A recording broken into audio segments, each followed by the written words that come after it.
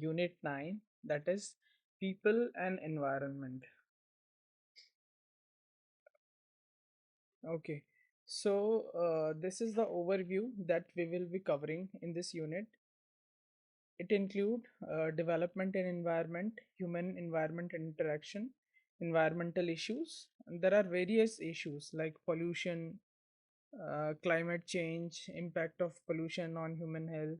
Apart from that, natural and energy resources, natural hazard and disasters, some international efforts to prevent environmental issues, Environmental Protection Act, National Action Plan on Climate Change, and there are various conventions we will cover one by one. ठीक है.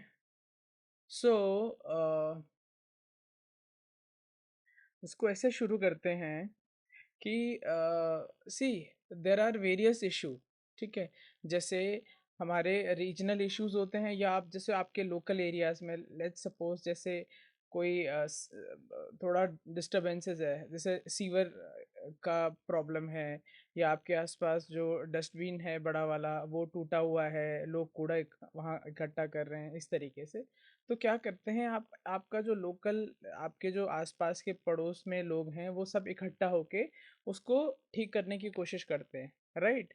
तो वो हो गया और वो problem solve हो जाती है. Now in a similar fashion अगर हम इसको थोड़ा सा बड़ा कर दे, लेट्स से स्टेट लेवल पे या नेशनल इंडिया के लेवल पे, अगर कुछ ऐसा प्रॉब्लम आता है इंडिया के लेवल पे, बट अब जब हम इसको इंटरनेशनल लेवल पे अब कर देते हैं, तो ऐसा ही एक एफर्ट हुआ था इंटरनेशनल लेवल पे जिसको कहा गया था millennium development goal, right, millennium development गोल.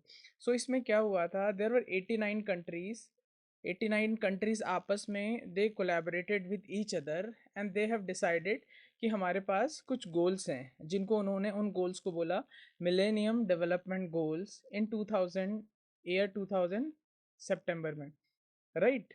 कहाँ पर हुआ था, यूनाइटेड नेशन जनरल असेंबली. जैसे आपको पार्लियामेंट पता है ना, जैसे जैसे नेशनल लेवल पे हमारा पार्लियामेंट होता है ना. हेलो, है ना पार्लियामेंट. हाँ, तो क्या होता है कि there are various representative across the nation, है ना, और वो चुन के हम उनको इलेक्ट करके रिप्रेजेंटेटिव अपना बना के उनको भेजते हैं पार्लियामेंट में.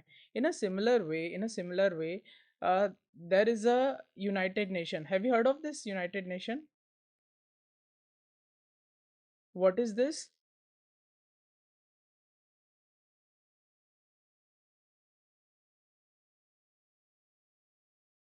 Very good. और इसका वेरी गुड, और यहाँ पर इनका हेडक्वार्टर कहाँ पर है?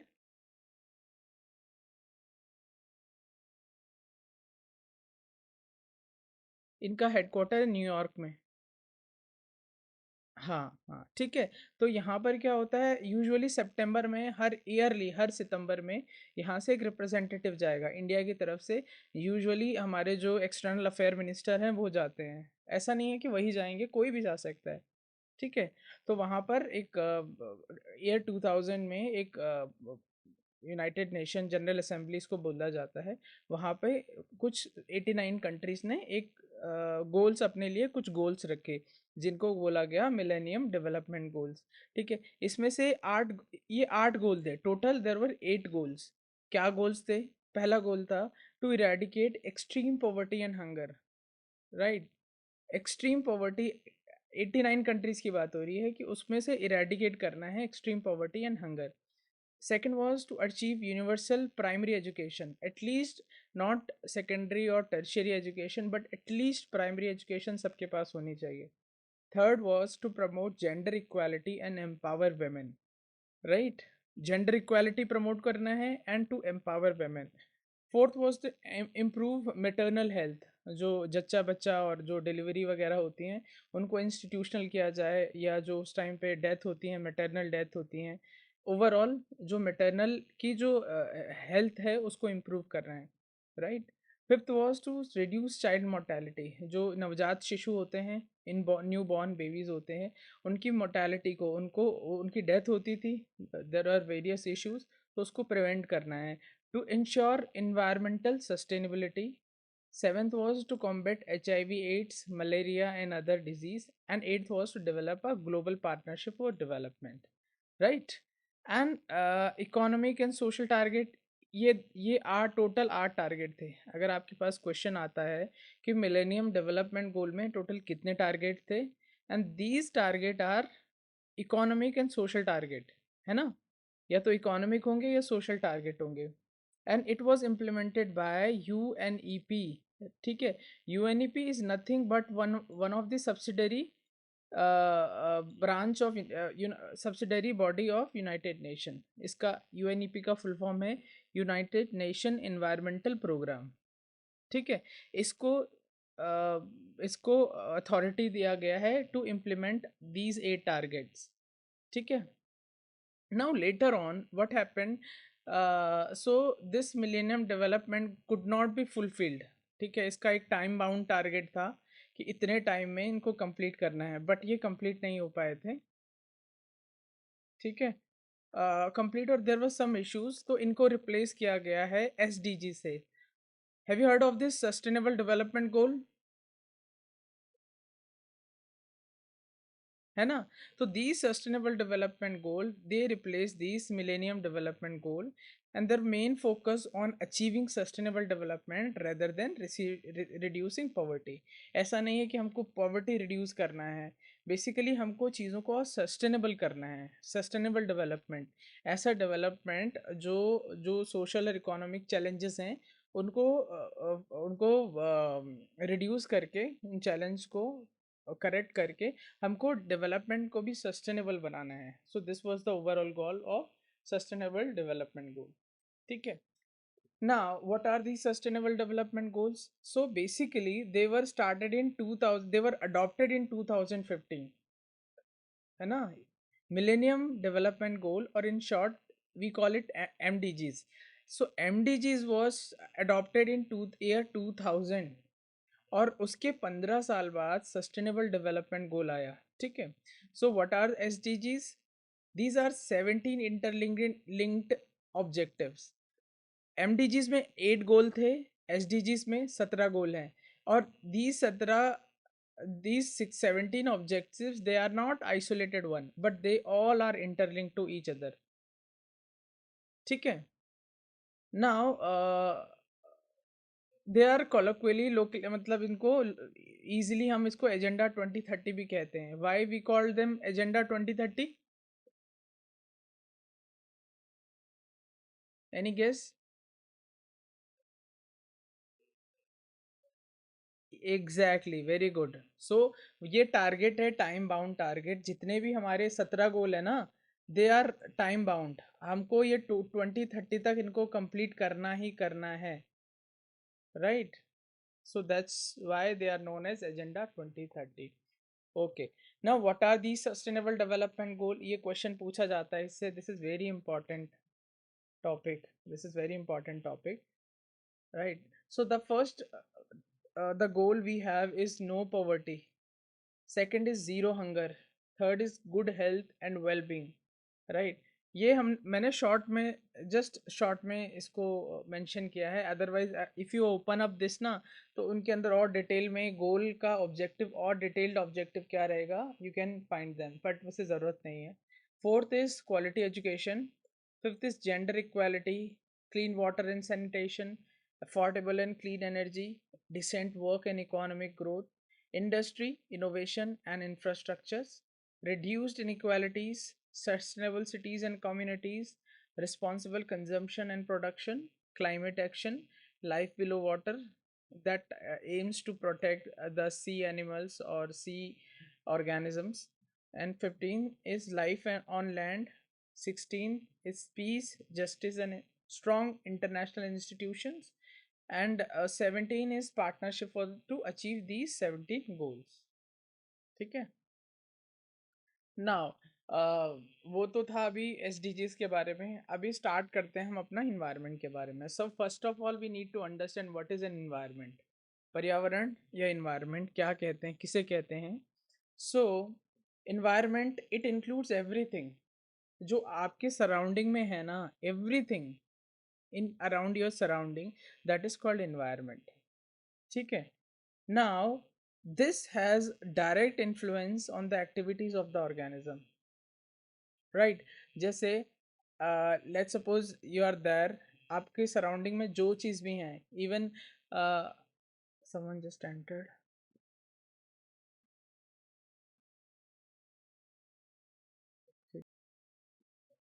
Right. So the air you are breathing है ना, जो बॉडी में जो हीट का एक्सचेंज हो रहा है outside the air, everything surrounding you, everything, that is called environment. ठीक है. Now what is ecology? Ecology, what is ecology? ठीक है. Now this, the term ecology, it was first coined by, first given by scientist Ernest Haeckel in 1869. Okay. Now ecology क्या होता है? जब हम किसी ऑर्गेनिज्म की स्टडी करते हैं in their natural home, that is called and that is what all about is ecology. ठीक है.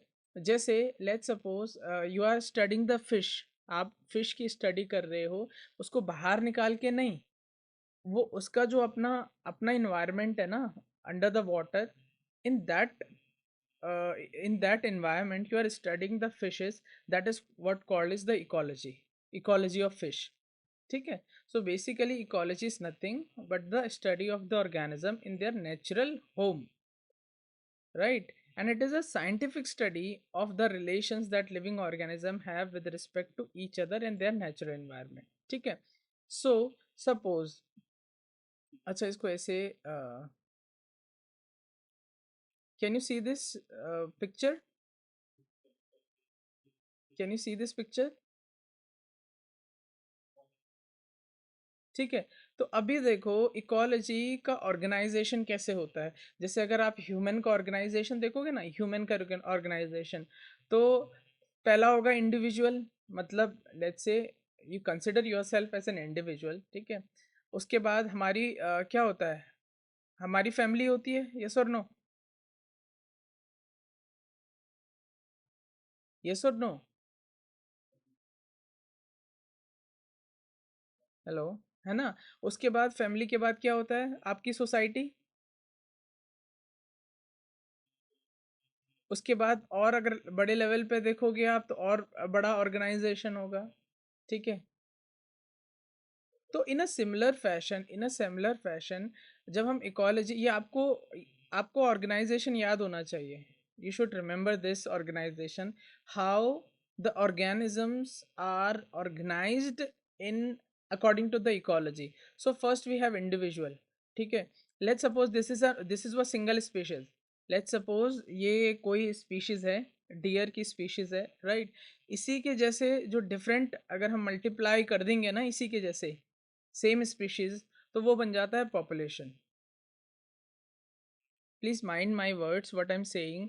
जब कोई एक इंडिविजुअल है, let's suppose this is species A, now when you have multiple species of A it becomes population. और जब different species आ जाती हैं, let's suppose species A and species B, they are called as community. अभी यहाँ पे देख रहे हैं आप, यहाँ पर एक वो डियर भी है, यहाँ पर मंकी भी है, यहाँ पर आउल भी है, and then there is a another animal. Okay, is that clear?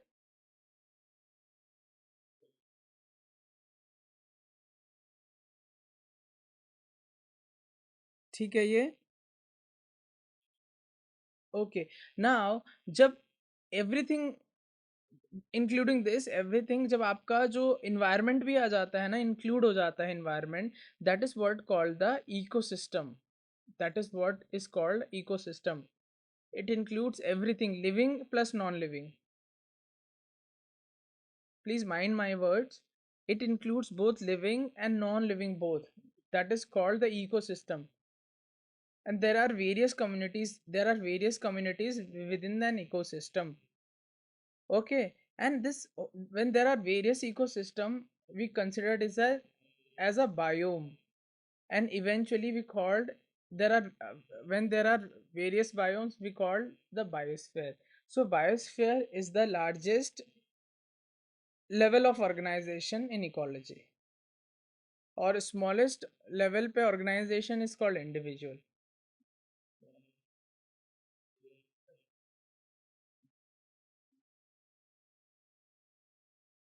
What I'm saying, an individual is the smallest level or the lowest level of organization in ecology, and biosphere is the topmost organization of in ecology. ठीक है? Is it clear?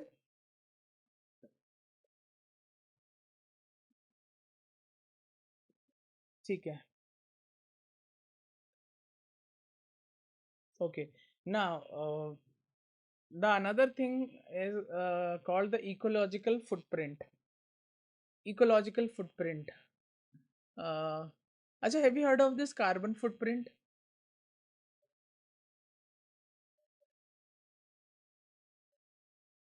Have you heard of this carbon footprint?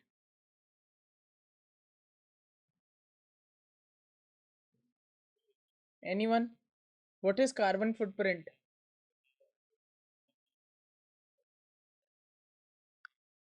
या आपने कभी कहीं पर लिखा होगा carbon neutral, no emission? आपने जब भी आप शॉपिंग करते हो तो यूजुअली जो बैग रहता है या कहीं पे लिखा रहता है कार्बन न्यूट्रल और समथिंग लाइक दैट. नहीं नहीं, देखो, कार्बन फुटप्रिंट का मतलब आप ये समझो कि जब कोई चीज़ प्रोड्यूस करने में कार्बन एमिशन होता है ना, that is called the carbon footprint. ठीक है. अच्छा, कार्बन एमिशन कैसे होगा? जैसे जैसे आप लेट्स से. हाँ जी. Yes, come again.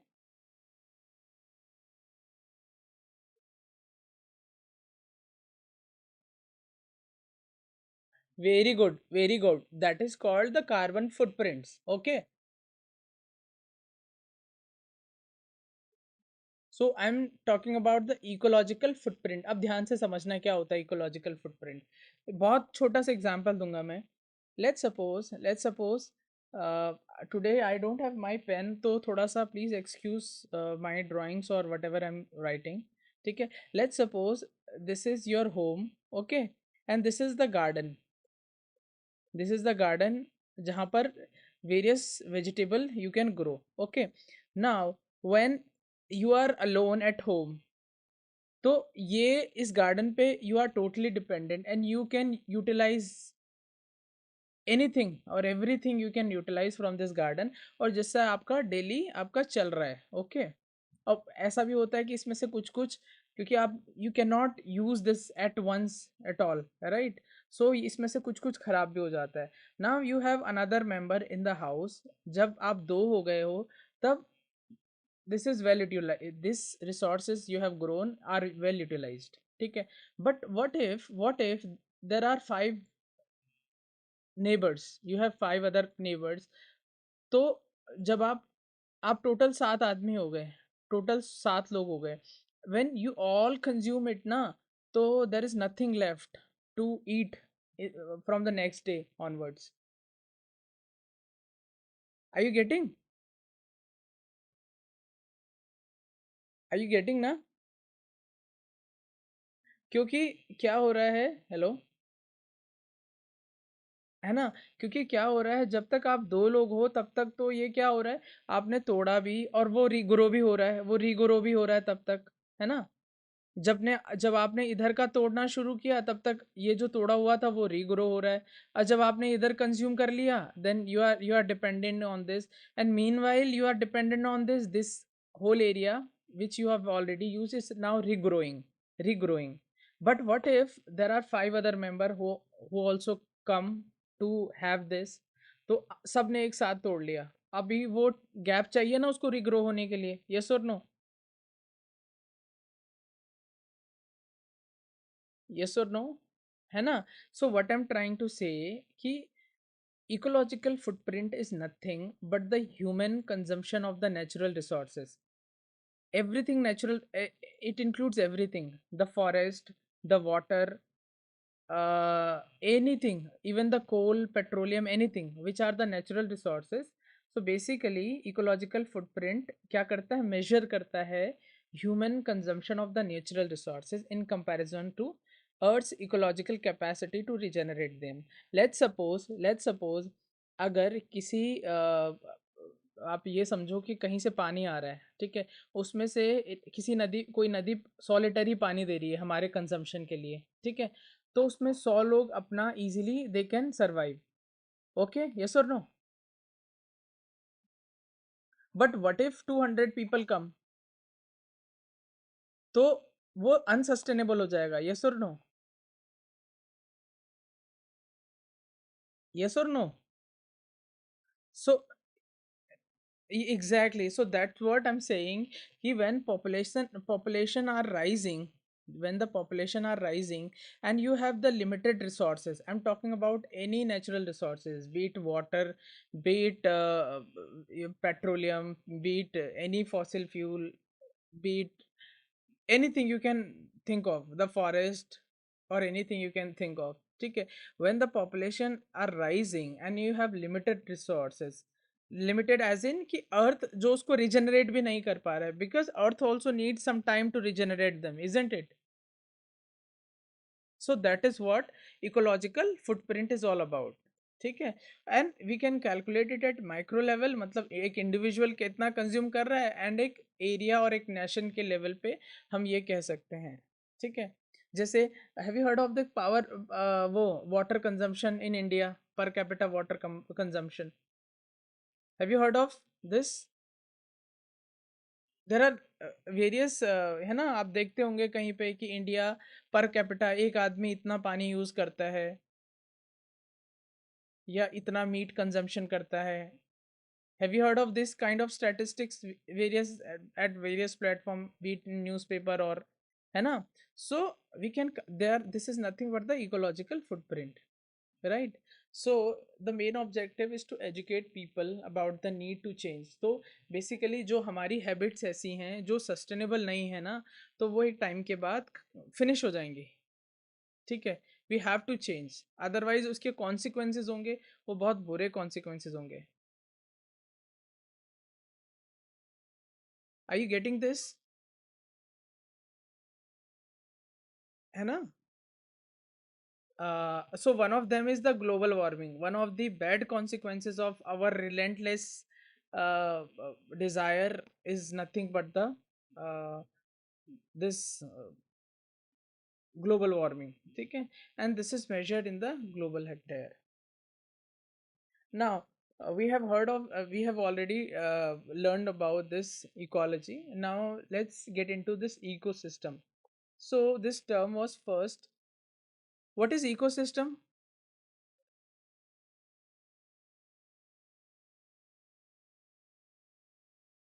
We have just learned about it. Just learned about it a couple of slides back. Level of organization in ecology. Yes or no?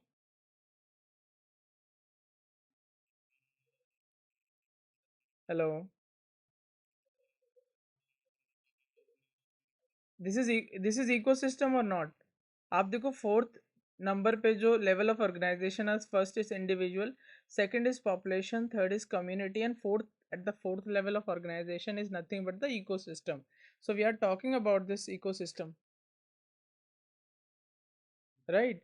So this term was defined by the Arthur Tensley in 1935. All right. So ecosystem is nothing but the self-regulating community. हमने देखा ना यहाँ पे, जब जब ये community self sustainable हो जाता है ना, that's what we called it ecosystem, ठीक है। So this is self regulating community of living organism, population of species interacting with each other and their non physical environment. तो यहाँ पर क्या हुआ है, इकोसिस्टम में क्या है, कम्युनिटी है, ecosystem is nothing but the community plus your physical environment, physical environment, that is ecosystem. Is that clear? What is ecosystem?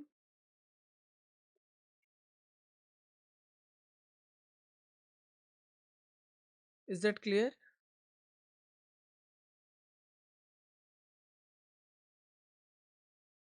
Okay. Okay, अभी अब देखते हैं ना टाइप ऑफ इकोसिस्टम। एक बार लेवल ऑफ ऑर्गेनाइजेशन आप मुझे बताना। सबसे पहले इंडिविजुअल है, then just we are revising it. First is individual, second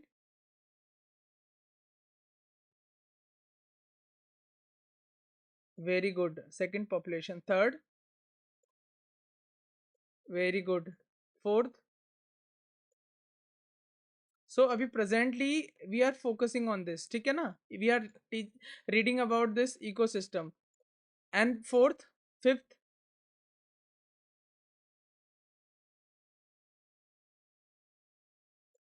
हाँ, very good, biome and biosphere. Very good, very good. अभी हम ecosystem, we are just focusing on this ecosystem. What is ecosystem?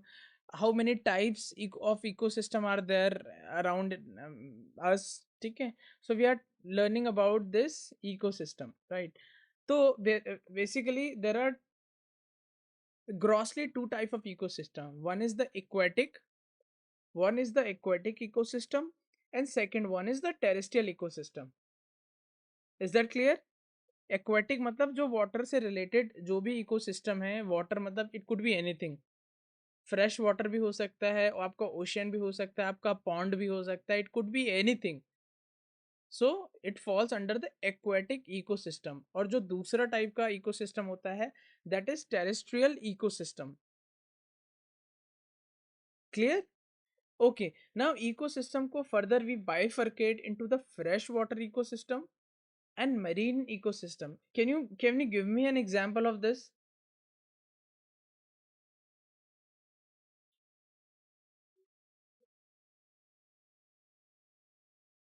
Any of them. Very very good, very good.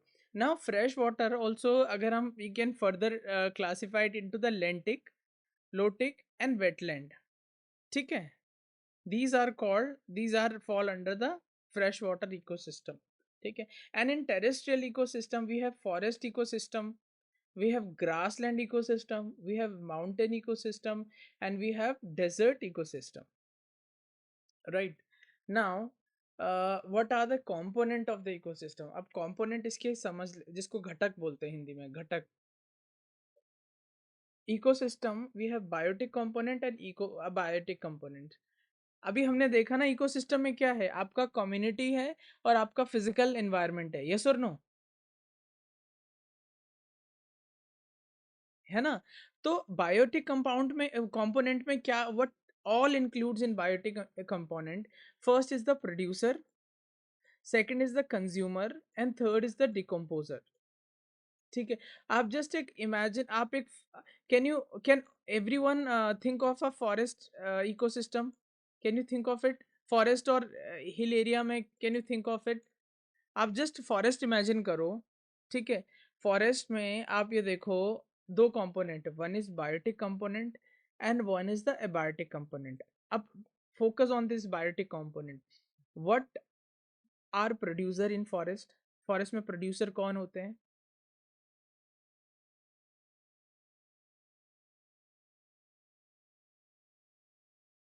What are producer?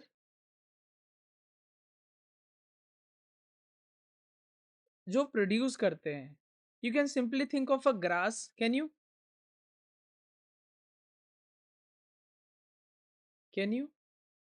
plants, very good.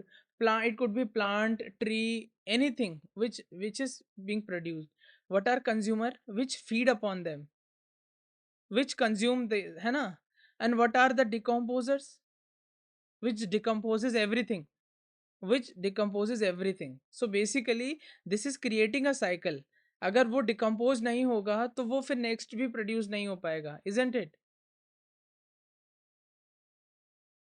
Yes और no? अगर decompose होगा ही नहीं तो फिर produce कैसे होगा? Right, so these all falls under the biotic component. Now if you will see consumers na, so consumer we can again further divides it into the primary consumer, secondary consumer and the top consumer. Is that clear? There are three types of consumers: primary consumer, secondary consumer and top consumers.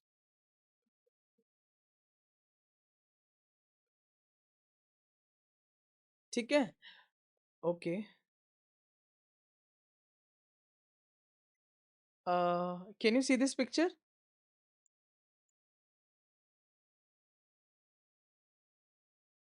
What is this? What is it trying to explain?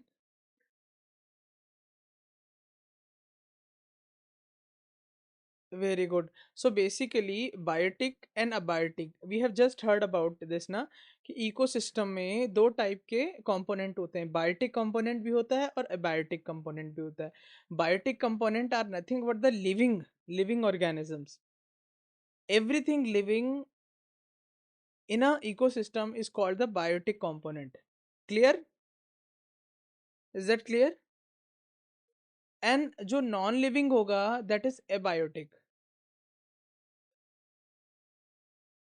है ना? Bio का मतलब होता है this living. Bio का मतलब bio का means होता है नॉन लिविंग. ठीक है. तो अभी आप ये देखो, जैसे कैन यू सी दिस ना, this picture. It is, there is a fall, ये हिल है, then there are plants, then there are aquatic animals, right? So can you classify this, what are abiotic and what are biotic? Can you classify? ये sunlight biotic का biotic? Very good. This is a parrot. ये क्या है? Biotic. Biotic. And this fish, this cloud or air? Very good. This water abiotic, this soil abiotic, and this crab the biotic. These butterfly, these are biotic. The hills or the stones, they are abiotic. This tree is biotic.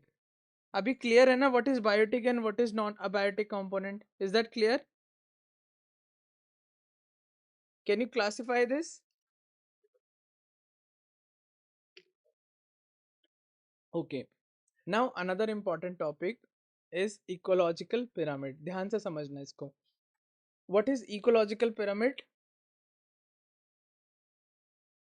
Just give me a hint. What is ecological pyramid? Why we called it pyramid? We understand why we called it pyramid, because इसके जो bottom में होगा, bottom would be broad, broad होगा, और जो consumer होगा वो ये थोड़ा टेपरिंग होगा, पिरामिड का शेप बनेगा, इसलिए इसको पिरामिड बोलते हैं.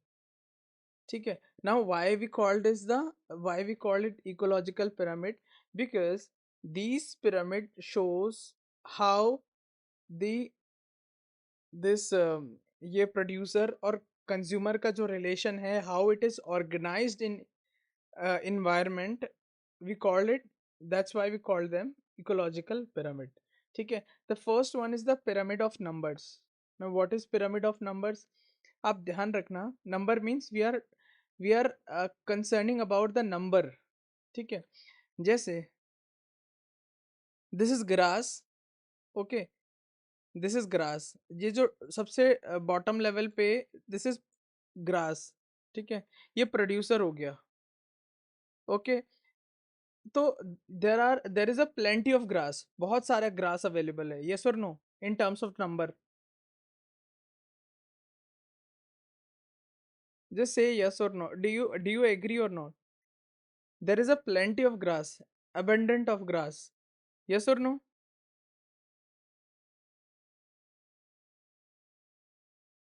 It dep nahin, yes, but yes, very good.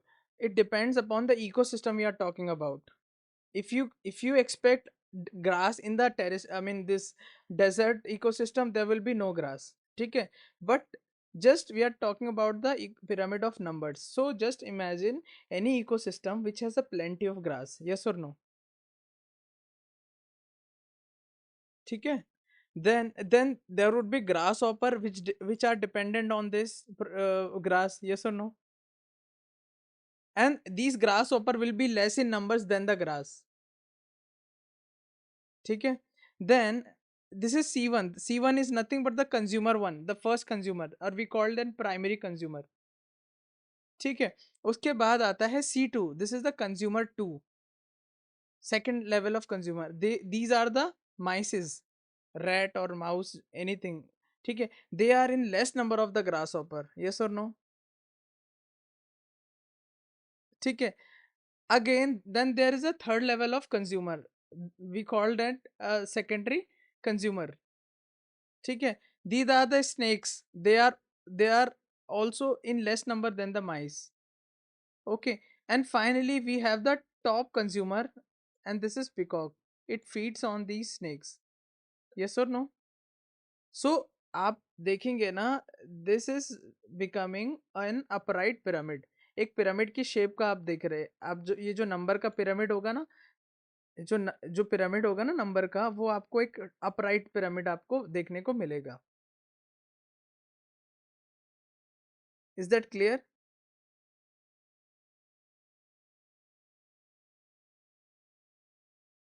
Is that clear? ठीक है, अभी आ, हाँ, अभी जो पिरामिड होगा ना नंबर का, दे आर इन बोथ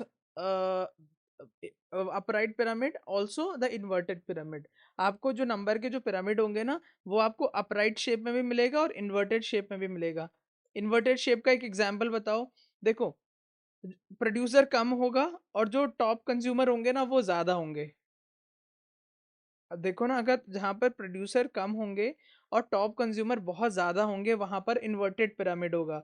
और जहाँ पर प्रोड्यूसर बहुत ज़्यादा होंगे, if there are plenty of producer and very few or less top consumer, the pyramid will be upright. ठीक है, अभी इस एग्जाम्पल देखो इन्वर्टेड पिरामिड का। We have producer, let's suppose this is a tree, एक बहुत बड़ा ट्री है, वो एक प्रोड्यूसर है। ठीक है, इज दैट क्लियर? और उस पे जो उस पर जो डिपेंडेंट हैं, we call them the primary consumer.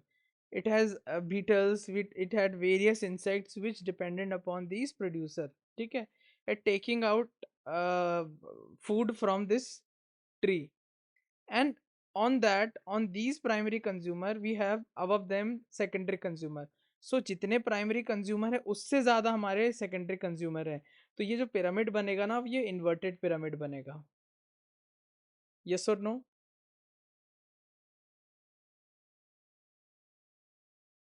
We are talking in terms of numbers. ठीक है, अभी अभी हम देखेंगे बायोमास। बायोमास मतलब होता है the total mass they have. ठीक है, अभी यहाँ पे देखो, we have both pyramids, upright pyramid and inverted pyramids, both are available in terms of pyramid of biomass. ठीक है, आप ये देखो, we have suppose, again this is a grass producer, let's suppose this is a 1000 kg। ठीक है, 1000 kg का grass है हमारे पास। Now we have this primary consumer and we simply call the herbivores which are dependent upon this grasses. यहाँ पे एक हिरन भी है, एक डियर भी है और एक रैबिट भी है जो ग्रास पर डिपेंड कर रहे हैं। Now we above them we have the primary consumer, and let's suppose this is a wolf, है ना। इसका जो मास है, let's say this is 10 kg। Again आप देखो, मास कम होता जा रहा है ऐसे, यहाँ पर ज़्यादा मास है और यहाँ पर कम होता जा रहा है। एंड इसका मास 10 kg है, और उसके बाद जो टॉप कार्निवर है, जो टॉप कंज्यूमर है, वी हैव अ लायन। ठीक है, so that is what are pyramid of biomass. ठीक है, अपराइट पिरामिड। और आप अगर इसमें इन्वर्टेड देखोगे, तो देखो जैसे ये प्रोड्यूसर है, देर आर वेरी स्मॉल और टाइनी प्रोड्यूसर। ये एक्वाटिक इकोसिस्टम की बात हो रही है। बहुत छोटे छोटे माइन्यूट और बहुत टाइनी ऑर्गेनिजम्स जो they are float on the sea or ocean. ठीक है, now we have this herbivores, जो छोटी छोटी मछलियाँ होती हैं which dependent on these, and उसके बाद जो कार्निवर जो टॉप कंज्यूमर होते हैं बड़ी बड़ी मछलियाँ, they dependent on this. So in biomass, pyramid of biomass, we have both the pyramid, upright pyramid and inverted pyramid, both are available. Now third one is the pyramid of energy. Same same concept पे same concept रहेगा, but हम यहाँ पर जो मास होगा या number होगा उसको चेंज कर देंगे इन टर्म्स ऑफ एनर्जी. ठीक है. अब आप ये देखो, क्या is it possible to have an inverted pyramid of energy? Is it possible? क्या ऐसा हो सकता है कि प्राइमरी प्रोड्यूसर 100% एनर्जी प्रोड्यूस कर रहा है और जो टॉप कंज्यूमर होगा वो भी, उसको भी 100% एनर्जी मिल रही हो या 200% मिल रही हो? Is it possible?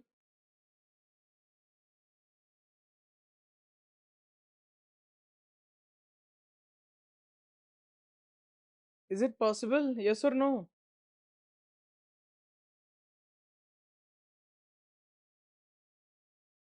आपको क्वेश्चन समझ आया क्या?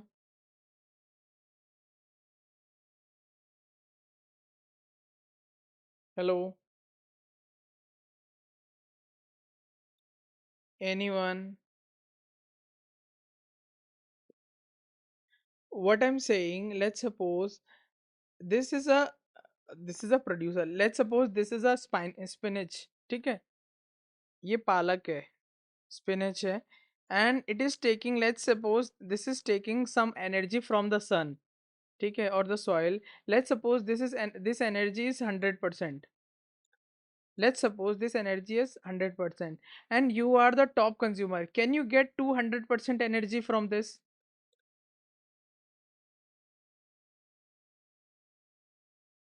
It is not possible, because the energy law of energy, what it says, because agar, let's suppose you are, it is producing, let's suppose 100% energy, so whoever will depend on these energy will lose some energy in heat, in the form of heat, yes or no? ठीक है. So usually आपका only 10% you get from the producer. Suppose this is 100% energy, you will get only 10%. Okay. उसके बाद जो secondary consumer होगा, ही और she will get only 10%, which is 1% of 10%, 1%. And again the third level of consumer, it will get 0.1%. Again the top predator will get only 0.01%. Okay, so the energy pyramid cannot be inverted, just remember this. The energy pyramid cannot be inverted one. Is it no, it is not possible to have 100% energy at the bottom and 200% at the top, yes or no? ठीक है. Okay, so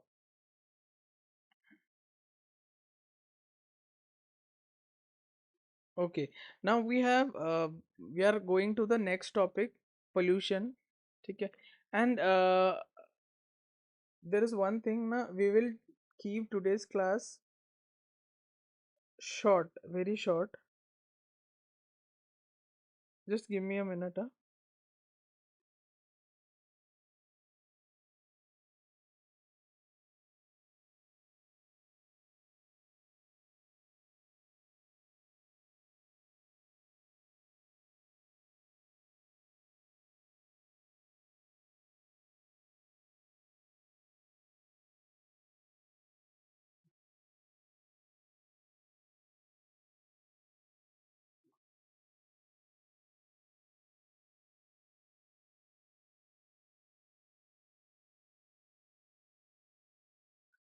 So far any doubt from these topics?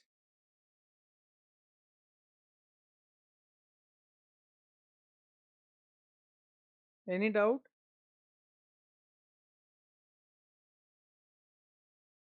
Okay. Okay. So अभी हम move कर रहे हैं नए topic पे, pollution. ठीक है. So okay, just let me know, what do you understand by pollution? What is pollution overall?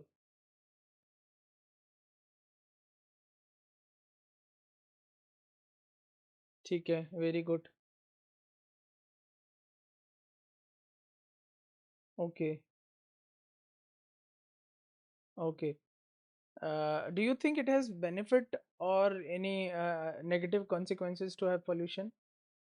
The effect of pollution, negative or positive effect?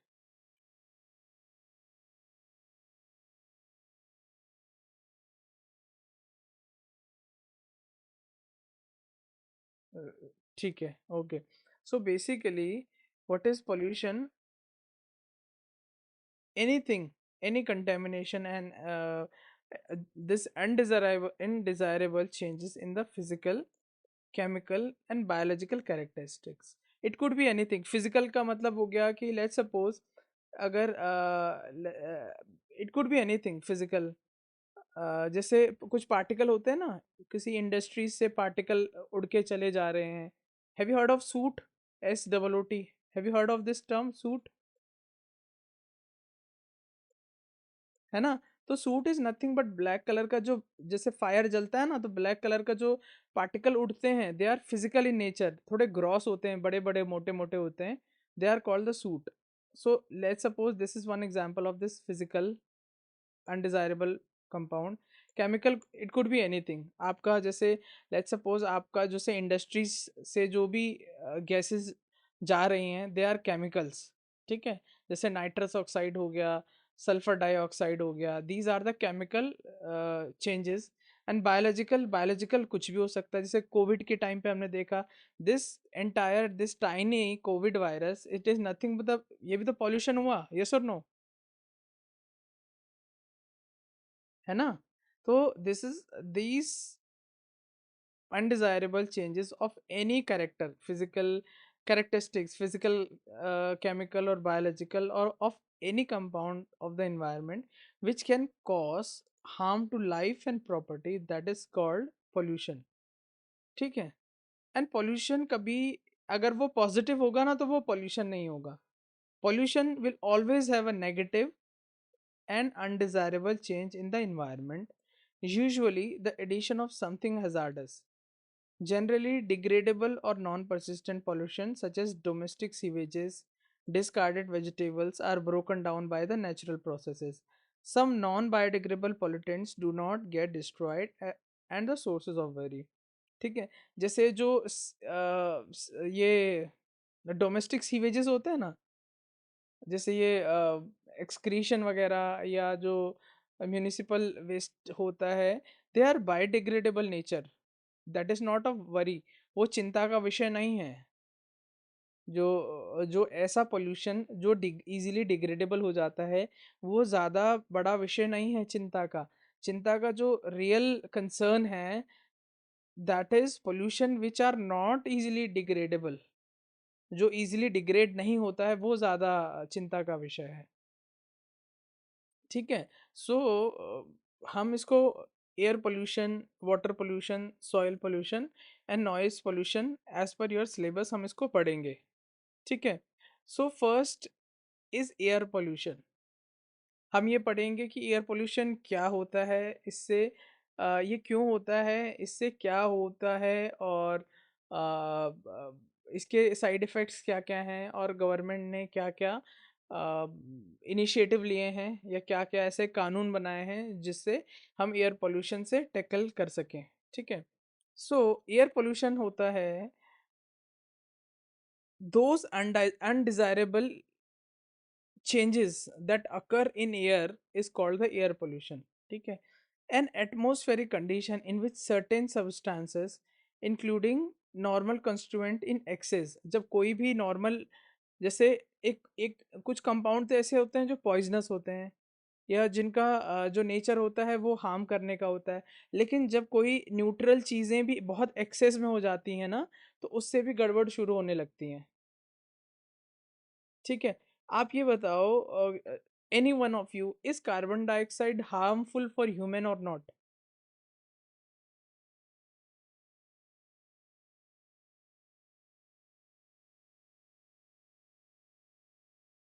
If it is in excess, very good.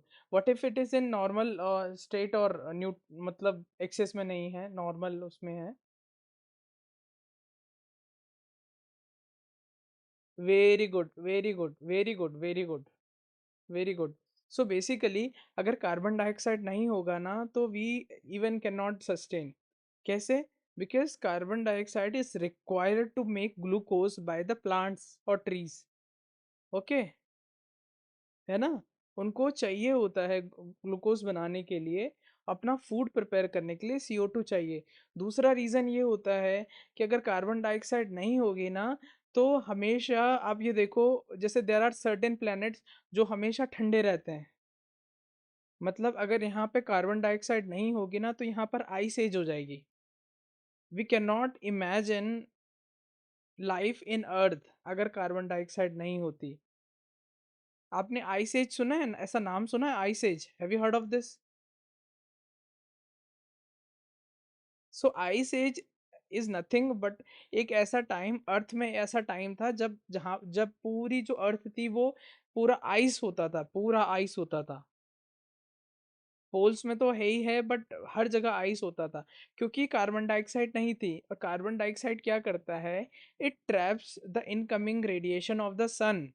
और जब वो incoming radiation को absorb करके रखता है ना, तब वो थोड़ा सा, वो उसको बाहर नहीं जाने देता उस हीट को, और ग्रेजुअली वो हीट कॉज करता है एटमॉस्फेयर में।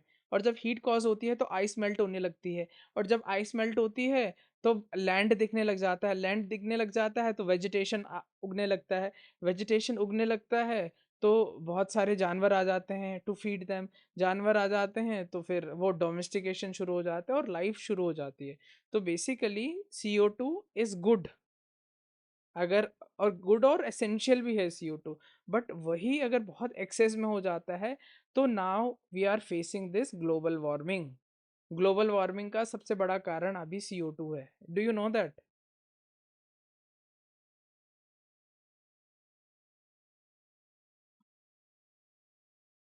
यस। CFC का जो वार्मिंग पोटेंशियल है ना वो बहुत ज़्यादा है।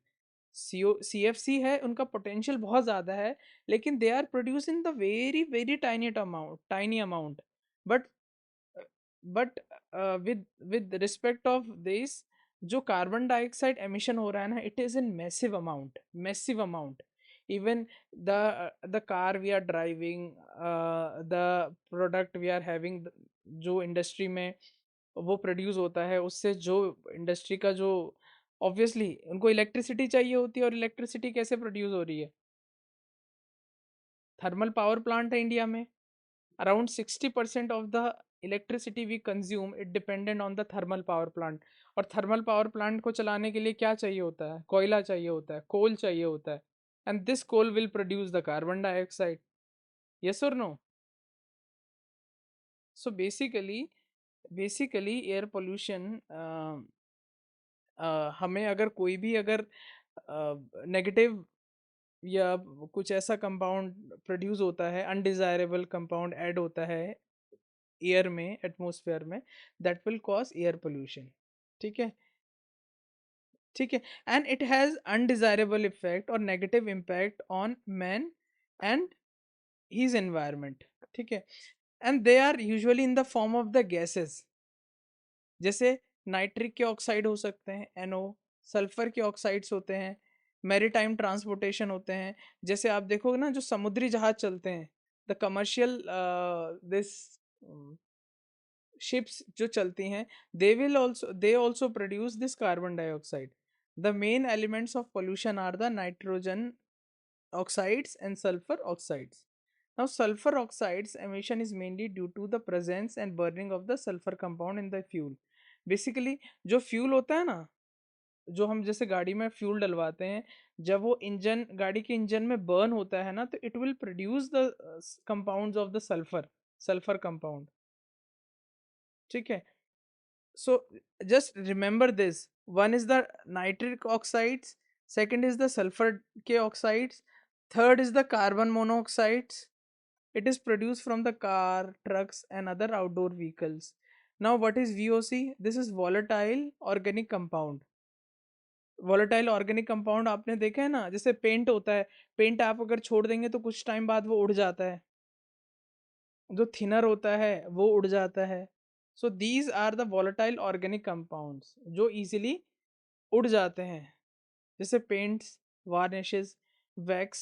This all contains the organic solvents, as do many cleaning, disinfecting, cosmetic, degreasing, and the hobby products. Now the fifth is the particulate matter. particulate matter होते हैं जो थोड़ा ग्रॉस होते हैं, बड़े ऐसे ऐसे पदार्थ, ऐसे कंपाउंड जो थोड़े बड़े होते हैं, फिजिकल उनका फॉर्म दिखता है, जैसे डस्ट हो गया, स्मोक हो गया, फ्यूम्स हो गया, and the radioactive compound such as rado-222 and iodine-131. So these all are the undesirable compounds that are added to the atmosphere and they cause the air pollution. ठीक है, okay. Now air pollutants को, जो भी air pollutant हो रहा है, जो भी ऐसे एयर पोल्यूटेंट जो which are being added in the atmosphere, हम उसको क्लासिफाई करते हैं इन टर्म्स ऑफ, अगर हम उसको सोर्स की बात करें कि उसका सोर्स क्या है, तो we can bifurcate it. One is the primary source and other is secondary source. ठीक है, प्राइमरी सोर्स वो सोर्स होता है जहां से वो पोल्यूटेंट डायरेक्टली एटमॉस्फेयर में आता है. जैसे किस फॉर्म में आ रहा है वो, जैसे सल्फर डाइऑक्साइड की फॉर्म में आ सकता है, नाइट्रिक के ऑक्साइड की फॉर्म में आ सकता है, कार्बन मोनोऑक्साइड की फॉर्म में आ सकता है, और पर्टिकुलेट मैटर की फॉर्म में आ सकता है. और सेकेंडरी सोर्स वो होता है कि जिस फॉर्म में वो ओरिजिनली आते हैं ना एटमॉस्फेयर में, ये बेसिकली आपस में ही रिएक्ट करने लग जाते हैं और एक नया कंपाउंड बनाते हैं. तो that is what called the secondary sources. जैसे ओजोन, ओजोन कोई डायरेक्टली रिलीज नहीं होता. ओजोन जो पोल्यूटेंट है ना, ये डायरेक्टली रिलीज नहीं होता एटमॉस्फेयर में, बेसिकली ये आपस में इनके रिएक्शन से ओजोन बनता है. ठीक है, तो बेसिकली जो, जैसे लेट्स सपोज CO2, जैसे कार्बन डाइऑक्साइड डायरेक्टली इन्वायरमेंट में जा रहा है, तो जब, अगर जिस फॉर्म में वो जा रहा है, we call it primary source. ठीक है, प्राइमरी. और सेकेंडरी का मतलब होता है अगर वो CO2 किसी और के साथ रिएक्ट करके कुछ और बनाएगा ना, जो पोल्यूटेंट जिस जिस फॉर्म में रिलीज हुआ, और अदर पोल्यूटेंट के साथ या अदर रिएक्शन अगर होके नया कंपाउंड बनाता है, तो we call it secondary source. ठीक है, क्लियर हो गया.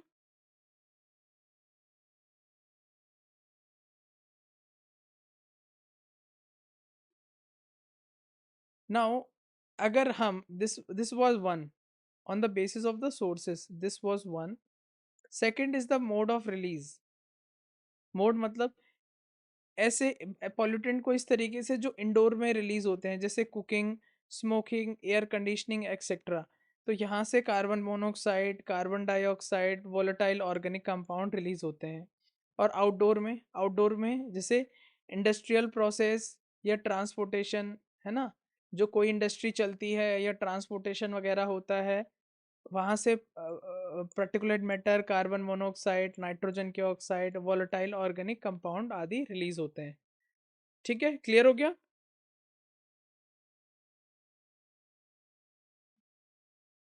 हेलो. ठीक है. And third is the chemical composition and size. अगर हम इसको एयर पोल्यूटेंट को, अगर इसके कॉम्पोजिशन और साइज के अकॉर्डिंग हम इसको बांटे, तो हम इसको दो पार्ट्स में बांट सकते हैं. One is the particulate matter. Particulate matter वो होते हैं, आप ध्यान रखना, हम आगे पढ़ेंगे पीएम के बारे में, PM2.5 और PM2.5 एंड PM10. ठीक है, these are nothing but the size. Particular matter वो होते हैं जो सॉलिड और लिक्विड के फॉर्म में रहते हैं, सॉलिड और लिक्विड, जैसे PM0.1, PM2.5, PM10, है ना. जैसे आपने देखा है, दिल्ली में यूजुअली अक्टूबर नवंबर के टाइम में पूरा धुंधला धुंधला हो जाता है, फॉगी फॉगी हो जाता है. Have you seen in news और एनीवेयर?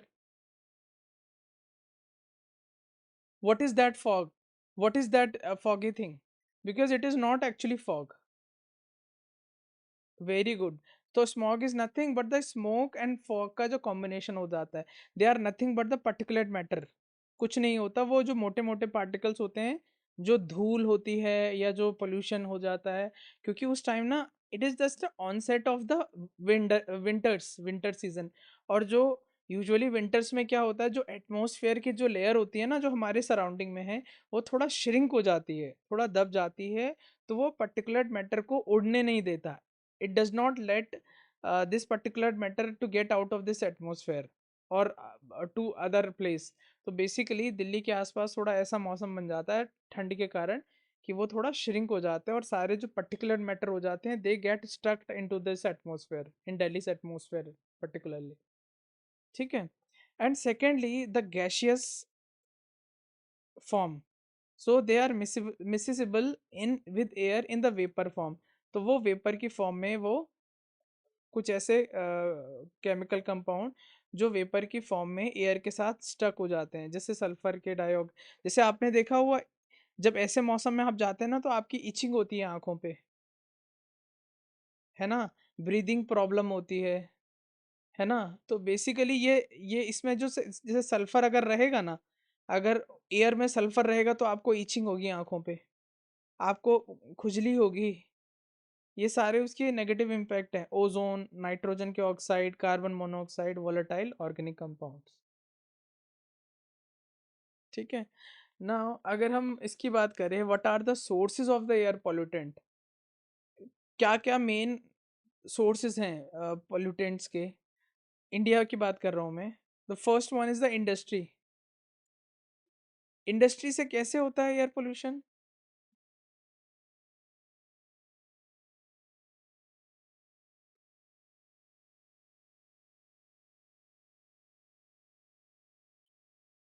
Okay, okay. और इंडस्ट्री के लिए इलेक्ट्रिसिटी चाहिए होती है। और इलेक्ट्रिसिटी अभी हमने पढ़ा है कि इलेक्ट्रिसिटी का जो मेन सोर्स है वो कोल है इंडिया में अभी। ठीक है। और सेकंड इज ट्रांसपोर्टेशन, जो व्हीकल का जो एमिशन होता है, क्योंकि फॉसिल फ्यूल हम बर्न करते हैं। फॉसिल फ्यूल जब भी बर्न करते हैं तो कार्बन एमिशन होता है, ये पॉल्यूशन होता है। Not only the carbon but carbon monoxide, उसमें सल्फर भी होता है, उसमें नाइट्रोजन के ऑक्साइड भी होते हैं। Second is, third is the agriculture. Agriculture is the third major source of pollution. Agriculture से कैसे होता है? Can you tell me, agriculture से पोल्यूशन कैसे होता है?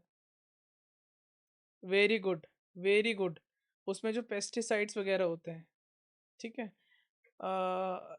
Fourth is the consumer and the commercial products. उसके बाद commercial and the residential heating and others. ठीक है। So we were talking about the smog. Smog is a combination of the smoke and the fog. So basically there are two types of smog. One is the classical smog and second is the photochemical smog. ठीक है। Classical smog को हम London smog भी बोलते हैं, London smog, क्योंकि ये पहली बार उधर ही ऑब्जर्व हुआ था, तो इसलिए इसको लंदन स्मॉग भी ऐसा कहते हैं, उधर होता था। Now this form due to the oxide of the sulphur. Sulphur के जो जैसे सल्फर ऑक्साइड्स के कारण ये क्लासिकल स्मॉग बनता है। ठीक है। It contains the primary pollutants. It causes the bronchitis, जो सांस लेने में दिक्कत होती है, और फेफड़ों में द लंग्स प्रॉब्लम इससे होता है। It is reducing in nature. Reducing मतलब होता है ये, इसका अगर ऑपोजिट होता है ऑक्सीडाइजिंग इन नेचर। तो रिड्यूसिंग का मतलब होता है ऑक्सीजन को हटाना, किसी चीज़ से ऑक्सीजन को हटाना। It could be anything. जैसे अगर कोई मेटल है और मेटल ऑक्साइड से बना है, तो उसका ऑक्साइड ये हटा देगा। अगर ये स्मॉग होगा तो उसको डिकलरेशन कर देता है उसको। जैसे आपने देखा होगा, अगर किसी एरिया में फॉग बहुत ज़्यादा है और वहाँ पर कोई मेटल का अगर कुछ कम आर्टिकल वगैरह लगे होंगे या कुछ मूर्तियाँ वगैरह होंगी, तो उनका कलर निकल जाता है कुछ टाइम बाद। यस और no? It is the due to the effect of, because it is reducing in nature. And second one is the photochemical smog. It is also called the Los Angeles smog. It formed due to the oxide of nitrogen. तो जो classical smog है वो sulphur के oxide से बनता है, और जो फोटोकेमिकल स्मॉग है वो नाइट्रोजन के ऑक्साइड से बनता है। इसमें प्राइमरी पोल्यूटेंट होते हैं और इसमें सेकेंडरी पोल्यूटेंट होते हैं। सेकेंडरी पोल्यूटेंट वो पोल्यूटेंट होते हैं जो इनिशियली रिलीज तो होते हैं एटमॉस्फेयर में, बट वो किसी और के साथ मिलके कोई तीसरा कंपाउंड बनाते हैं, ठीक है, that are called the secondary pollutant, and it causes the irritation in itching और irritation cause करते हैं ये आइज में, and it is oxidizing in nature. ठीक है. So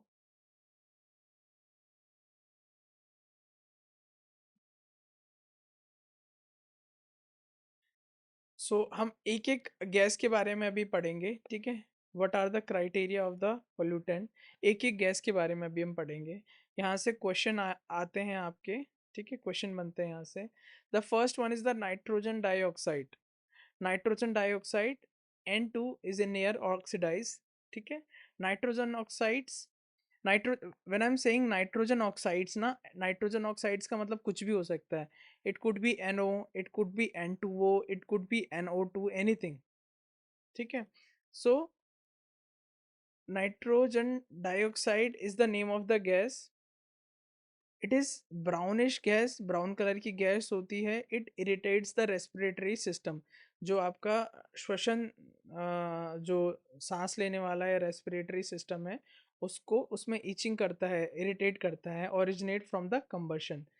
ये जैसे हम कुछ कंबस्ट करते हैं ना, जैसे कोई फॉसिल फ्यूल हमने कंबस्ट किया, कुछ जलाया, या व्हीकल में जो फॉसिल फ्यूल है वो जब बर्न होता है तो इट रिलीजेस नाइट्रोजन डाइऑक्साइड, ठीक है.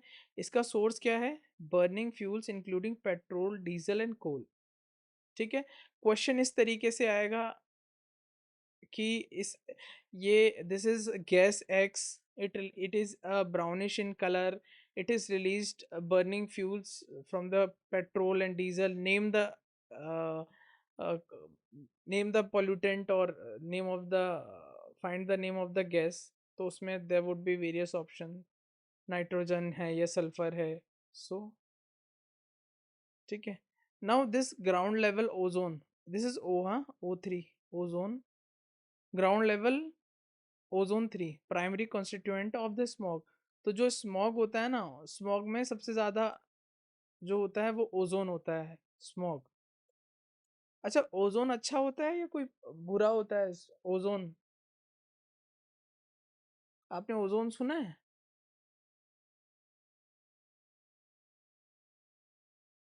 तो इज इट गुड और बैड फॉर ह्यूमन बीइंग्स और द लिविंग स्पीशीज, और for living species is it good और bad? No, no, ozone layer is nothing but what is layer? Ozone layer is nothing but the concentration of the ozone compound is high. That is what it is called the ozone layer, है ना? ऐसी layer ऐसा हाँ हाँ हाँ.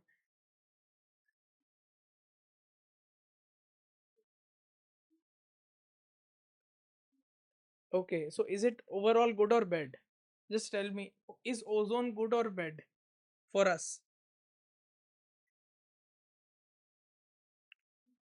So this is good. Okay, so it is not bad. तो हमने यहाँ पर ओजोन को क्यों मेंशन किया है? सी, लिसन, ओजोन, देखो जैसे ये अर्थ है, ठीक है, this is earth, this is earth. So it has layer around it, ठीक है. It has layer around the earth.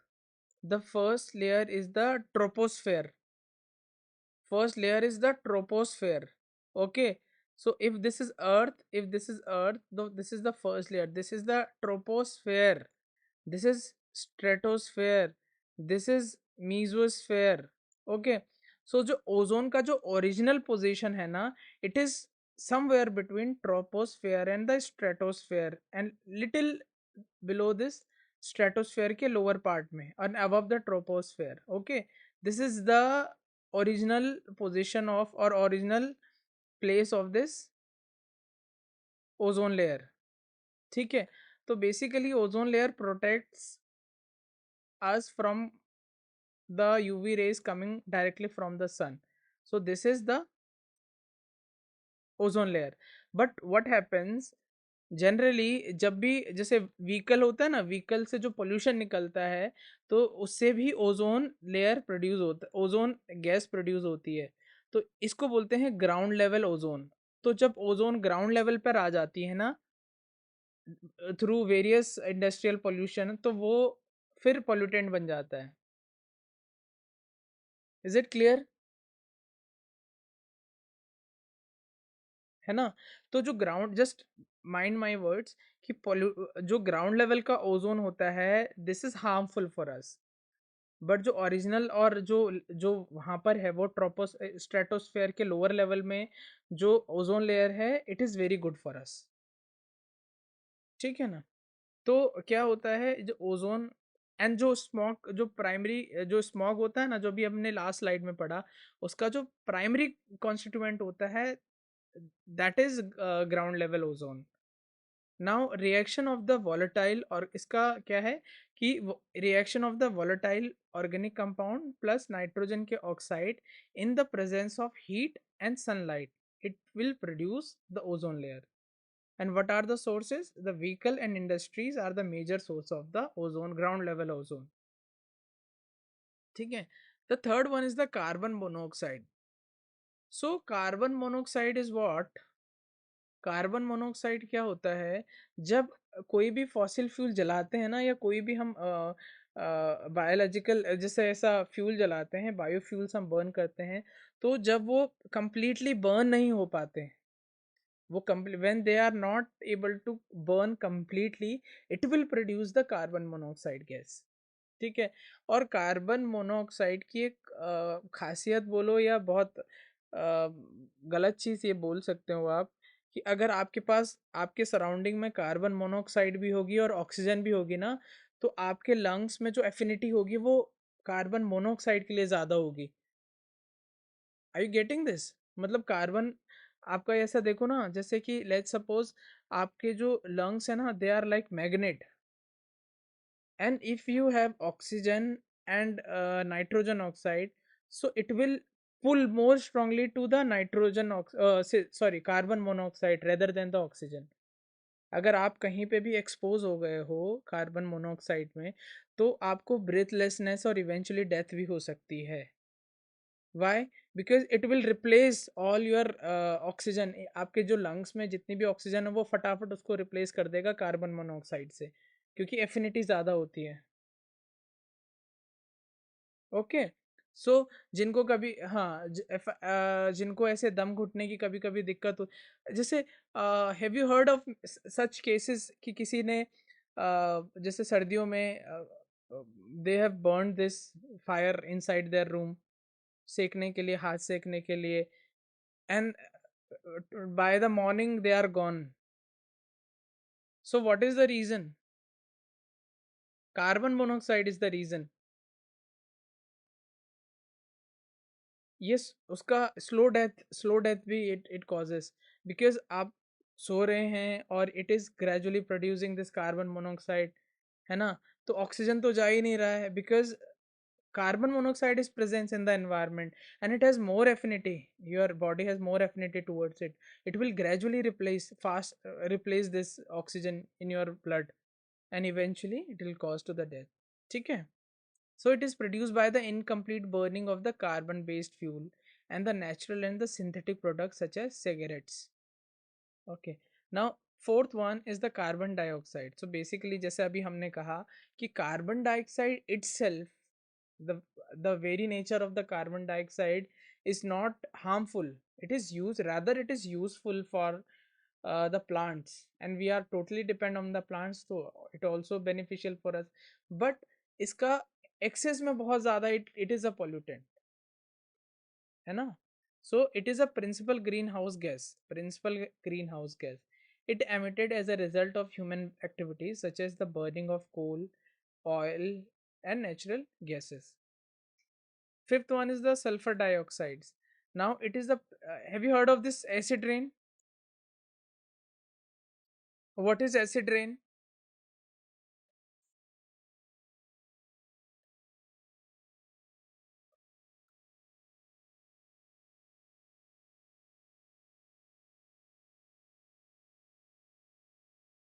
And what are the principal constituent, what are the principal constituent of the acid rain? वो कौन? No.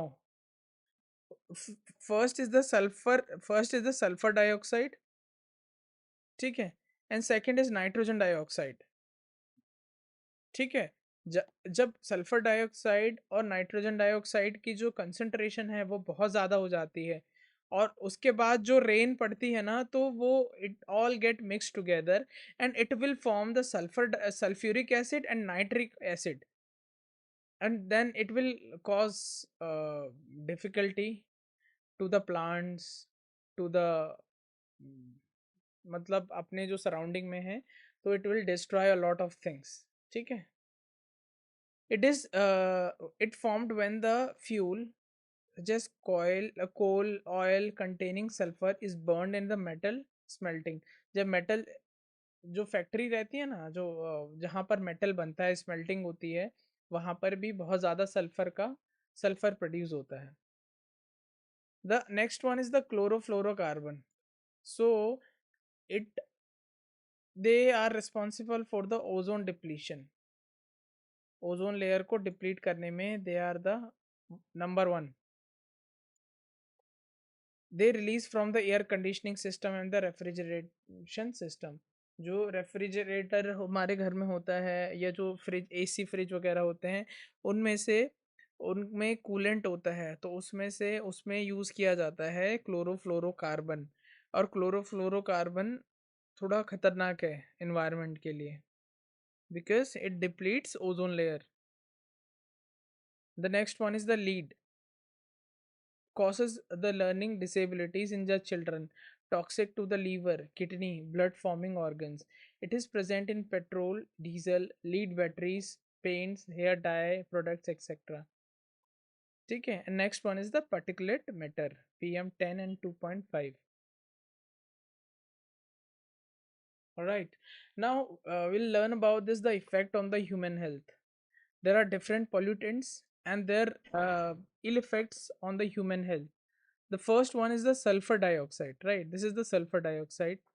Now this cause the headache and anxiety, right? These are the primary causes on the human health of sulfur dioxide, okay? First is headache and anxiety. So basically what does this sulfur dioxide do? It impacts the central nervous system. Basically जो आपका जो control और coordination वाला जो system होता है body को, it उसको इफेक्ट करता है, इम्पैक्ट करता है वो sulphur dioxide, right. itching in eyes, nose, throat, breathing problem, it caused by the ozone, particulate matter, nitrogen dioxide, and then this is I don't remember this name, barium phosphate or something else, ठीक है। उसके बाद we have this part, ये जो lung का part होता है, lung के पार्ट के लिए जो मेन पॉल्यूटेंट है, दैट इज नाइट्रोजन डाइऑक्साइड, ठीक है। पर्टिकुलेट मैटर अगेन, और लंग कैंसर के लिए particulate matter and this same thing, ठीक है। कार्डियोवेस्कुलर और हार्ट रिलेटेड के लिए जो पॉल्यूटेंट है मेन, जो कॉज करता है, that is particulate matter, ozone and then sulphur dioxide. Liver पे जो इम्पैक्ट करता है, that is nitrogen dioxide, it impacts the liver. Spleen is a organ in the body जहाँ पर जो डेड रेड ब्लड सेल्स होते हैं वो इकट्ठे रहते हैं, and the blood, okay. And then this is, can you read this, impact on the reproductive system? एक minute, I'm not able to read this.